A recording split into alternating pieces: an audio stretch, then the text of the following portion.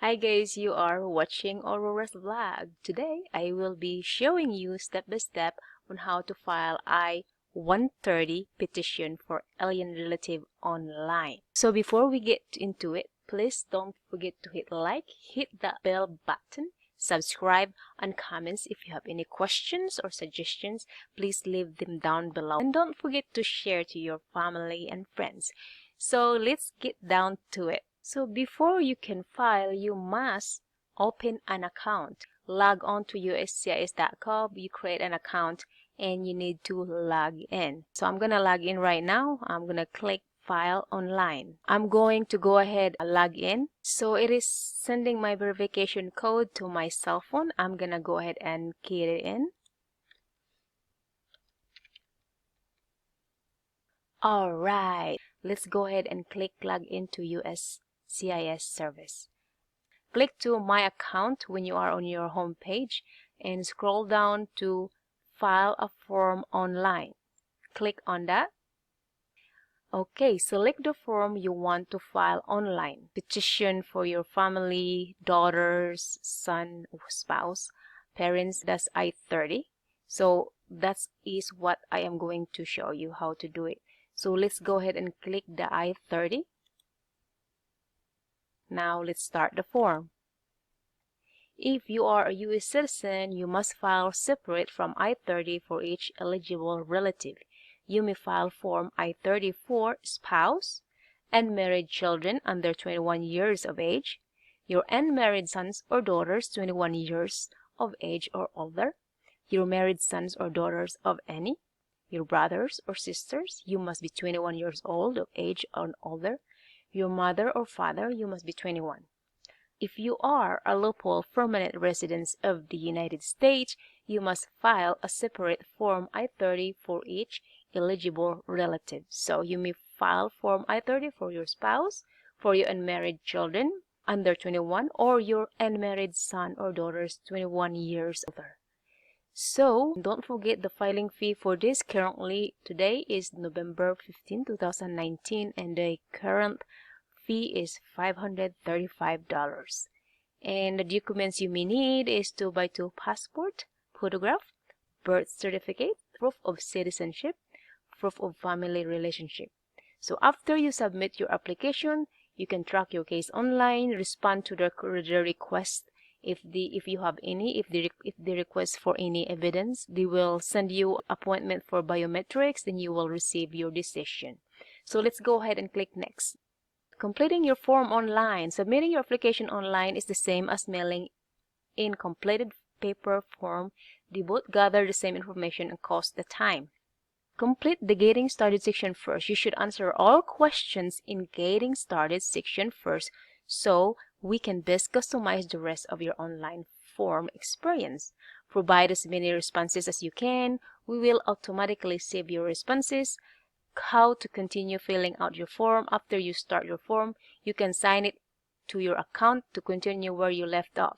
If you do not work on your form for more than 30 days, we will delete your data in order to prevent storing personal information indefinitely. Click Start.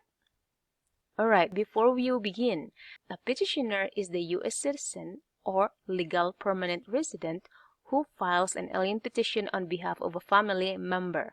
A beneficiary is the family member you are petitioning for. Currently, only the petition for alien relative I-30 is available online. The beneficiary will have to submit the adjustment of status application to register permanent residence or adjust status Form I-485 as paper form. Is someone assisting you with this petition? If you have somebody that help you completing the form, you can click yes. If you do it yourself, you can just click no. Alright, next. Alright, the question is, what is your current legal name? You as a petitioner, your name is John. Your middle name is Irvi. Have you used any other name since birth? And if so, if you have been married in the past, you have changed your last name, you can click yes. If not, click no. In my case, I am married, so yes. So then you provide the names you have used. If you will put your name in here, middle name, family name. Then you can add more name if you have changed your name multiple times. You will need to put your telephone number, and you can click the box if this is your daytime telephone number, and you can provide your email address down here. And what is your current mailing address? You can put somebody's address if you do not have a permanent address, the country, the line, and then the city, the zip code. Do you live at the current mailing address? If so, you can click yes. If not, click no. Where have you lived during the last 5 years? So you can click add if you have lived in United States, and then you put your address on address line, the town, and from what date to the present, and then you can click save entry. All right, now I'm gonna go ahead and save entry.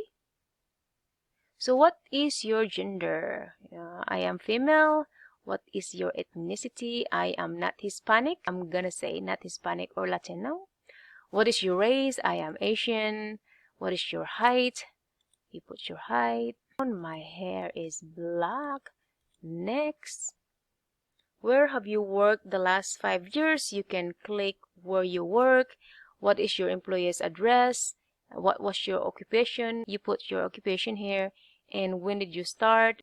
From the time to present. Then you save entry. Now, where have you worked for the last 5 years? You can add more if you have a job within 5 years. You have like 3 or 4 jobs. For employer, you can add more. But if you only have one, you just put one and click next. What is your current immigration status? If you're a local permanent resident, take the box. And in my case, I am a U.S. citizen. I'm going to click that. Did you gain local permanent resident status or citizenship through adoption? Not me, so I click no. What is your A number? You put your A number. And if you do not have an A number, you click I do not have. You take the box. And then you click your USA is your account number. You write it down. If you don't, take the box. What is your social security number? If you don't, take the box. If not, write it down. What is your date of birth, your country of birth, your city and town or village of birth? Click next. Okay, how did you obtain citizenship? I obtained naturalization. Have you obtained certificate naturalization or certification of citizenship? Yes.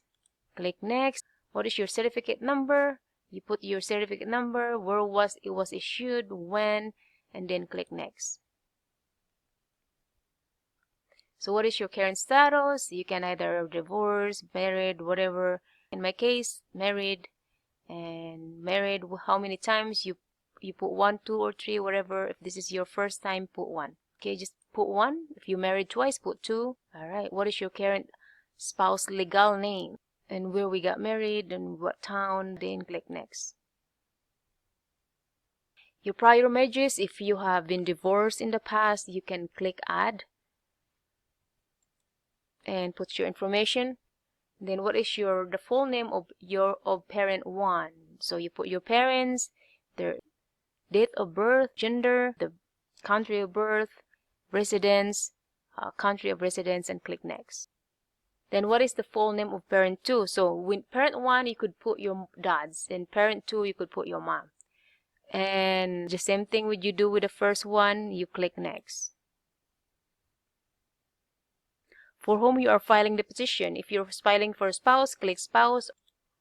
Has anyone else ever filed a petition for the beneficiary? If the beneficiary have ever been petitioned by someone, and if you know the case, you can click yes. If you don't know, you can click no. Click next. What is the beneficiary's legal name? So beneficiaries means the person you are petitioning. The beneficiaries alias, since birth, you can put it in here. Then if they have used more than one name in the past, legal name, you can add here. Click the add another name. If not, leave it blank and click next. How can we contact the beneficiary? So you can give the USAS your beneficiary's number. Like if it is Philippines, give them the Philippines cell phone number. You can give them their email address. Click next. So where does the beneficiary live now? And in my case, my family comes from the Philippines. So of course it is Philippines. Whatever country you are, your beneficiary is your petitioning, and you put all their address. Where in the United States does the beneficiary intend to live? In my case, Phoenix. What is the beneficiary's address outside of the United States, meaning their address in the country where they are currently living? So you put that everything and click next. Alright, so what is the beneficiary's A number?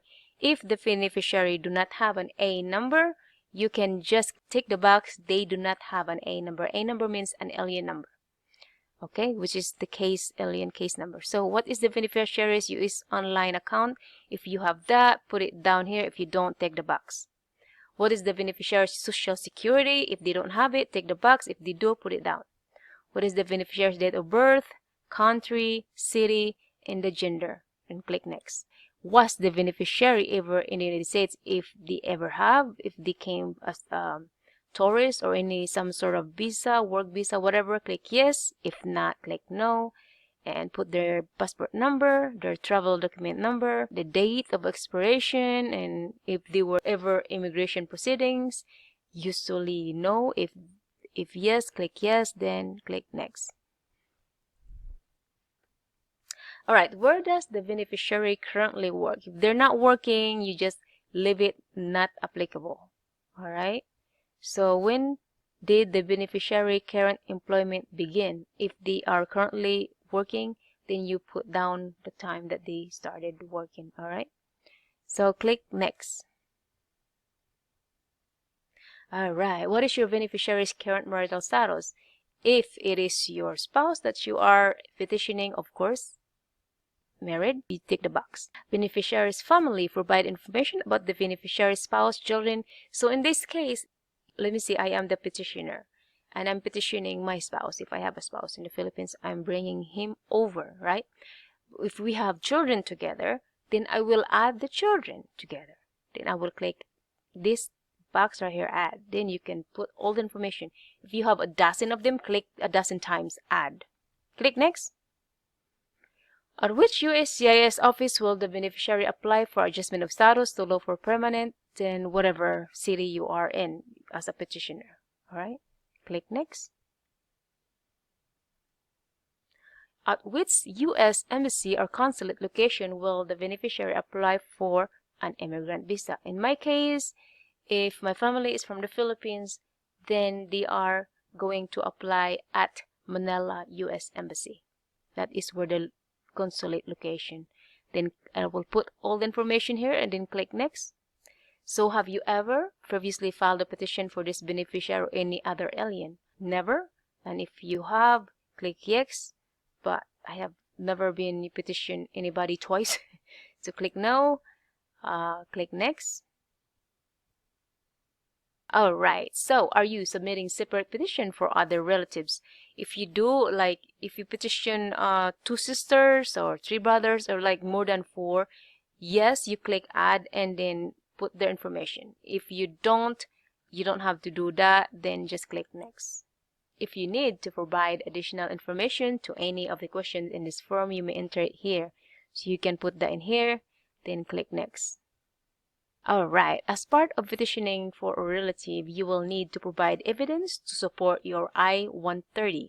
You are required to provide several documents as part of submitting your application.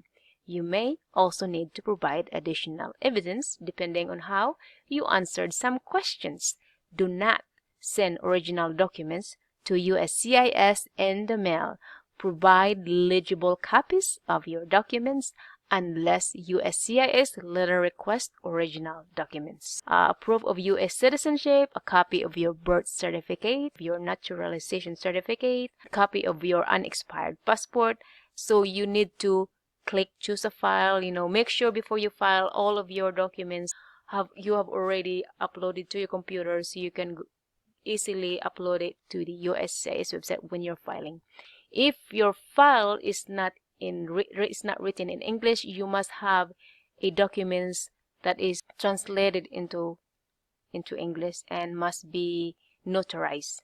So proof of sibling relationship, you click who is your parents and your birth certificate and his birth certificate, and you attach the files and you upload it here. Alright, if you do not provide evidence, for your petition processing may be delayed. So remember that you should provide evidence. So if a required document is unavailable, you must provide a typed or printed explanation of the reason that document is unavailable and submit secondary evidence to establish eligibility. Secondary evidence must overcome validity of the required documents. USCIS must overcome the unavailability of the required documents. USCIS may request an original type or printed statement from the appropriate government or other legal authority to support your claim that the documents are unavailable. The following types of secondary evidence may be submitted to establish eligibility: religious record, school records, census records, and written statements. So religious records, your place of birth, date of birth, religious ceremony, parents' name, you can upload that here. And your census records, like your name, place of birth, date of birth or age, you can attach here. And then affidavit. All right, if records like those described above are not available, then you may submit 2 or more written statements from individuals who were living at the time and who have personal knowledge of the event you are trying to prove, such as the date and place of birth, marriage, or death. And the individuals making the written statements do not have to be U.S. citizens. Each written statement must be contain the following information regarding the individual making the written statement: the full legal name, address, place of birth, date of birth, detailed information about the event, detailed information about explaining how the individual acquired personal knowledge of the event. Then I declare blah blah blah, and then you upload that here, right? DNA test. If you are trying to petition son or daughter and you do have a DNA test proving that you are the father indeed, then upload that information here. Now we can go click next. And like I said, if you don't provide, it might delay your processing. All right.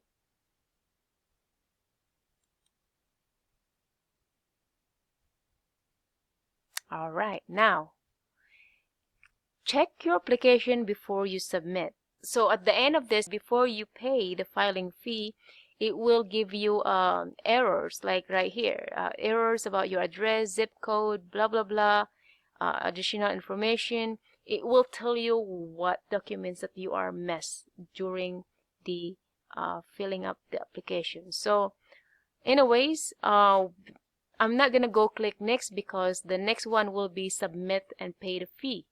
So this is how you do it. Once you are done uploading your files, if you do not receive any more of this red exclamation point, that means your form has been completed and now it is time to submit and sign the papers. To sign your papers digitally, you just have to put your full name and sign and date, and that's it, and then pay your filing fee.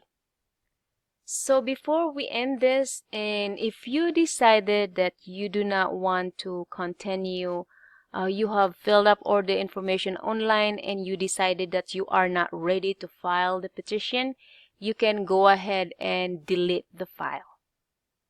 If not, you do not need to do anything. Take note that at the end of 30 days, when you're filling up the forms, USCIS will delete your data and you may have to restart all over again. They're not going to save the data that you put in.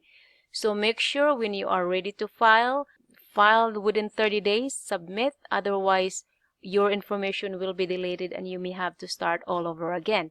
So I want to show you how to delete your data. All right. So I just fill up some information and I went through, but not the filing fee.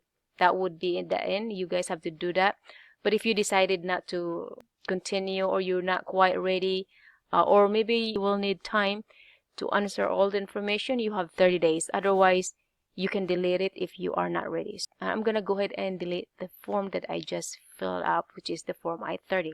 I'm going to go ahead and last updated is November 16 and it will expire next month, December 16. So whether I will delete it or not, it will delete it on its own anyways, because USCIS will only save your data for 30 days. So let's go ahead and delete it. Delete. Are you sure you want to delete this case? Yes.